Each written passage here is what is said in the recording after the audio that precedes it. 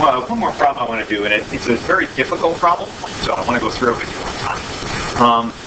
So I have this mass, it's going to fall, okay, and that's going to cause this to start rotating. This is sort of like this problem, where we had mass here, this fell, and it caused this one to move across. And if we remember how we solved that type of problem, okay, we're going to kind of use the same type of process. So we started on those with doing a free body diagram. So we're going to do some free body diagrams. So I'm going to start with the 2 kilogram guy. With the 2 kilogram guy, I have the force of gravity down. Okay, and that's going to be 20 newtons. And then I have a string pulling up on it, so for string we use T. Once we had the diagram drawn, we did F net equals MA. Remember, this was moving down, so the 20 is going to win. They're in opposite directions, so we'll just subtract. Since I know the 20 is going to win, I'm going to do 20 minus T equals to A. Big factor on that, because I know that equation is going to work for that object. Now, for something rotating, it's a little bit different. Alright, I'll draw this here. And then I have just the spring tension down. Right? And then actually at its center, the force going up and up when I force gravity down. So the thing that's important is this tension. So I'm going to use this equation as torque net equals I alpha. So just like for mass falling, I do F net equals MA. For a spinning thing, I use torque net equals I alpha. Now, just like before, we're going to have to use this force to find the torque. So we can do this over here. Torque is F times R sine theta. The force on this thing is just the tension, which we don't know what it is. Okay. R is the radius, it's 0.8. Okay, and then that's this. And then they're at right angles, so I don't have to worry about the sine theta. So the torque is just going to be 0.8t.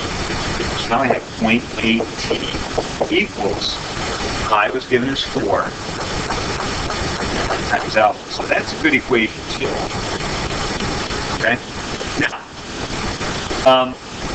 what we would have done in the past is just add the 2 together, the t's would have canceled, and we could have solved for A. It's going to be a little bit trickier. First off, we have a t over here and a t over here, but they're not going to cancel because you have that 0.8 in there.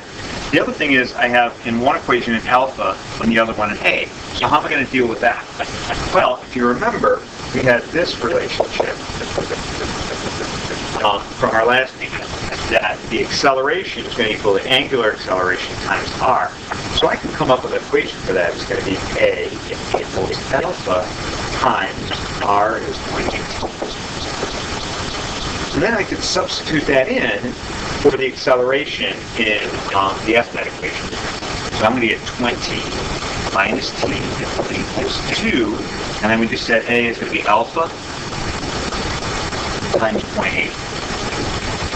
If I neaten that up a little bit, it's 20 minus t equals 2 times 20 is 6 alpha.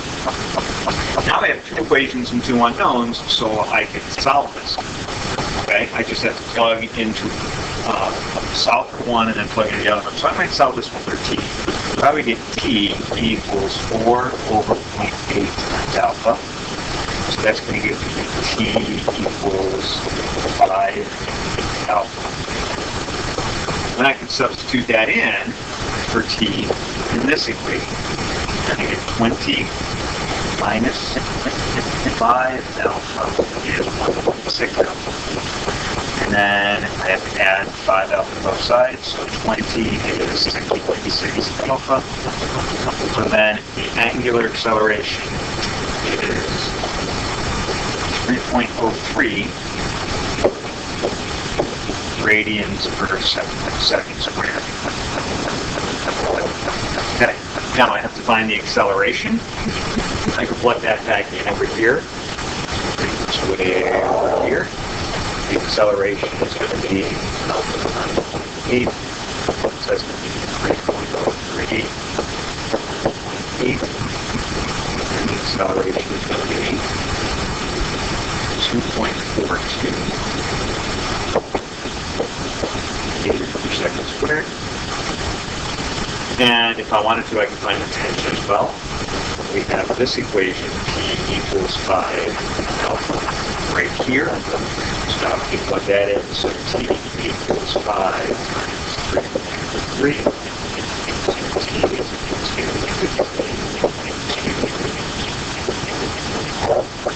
So that's about as difficult as they can get because we have to relate that equation with combine with the T-net equation. We have to use this equation right here to connect the rotational acceleration to the translational acceleration.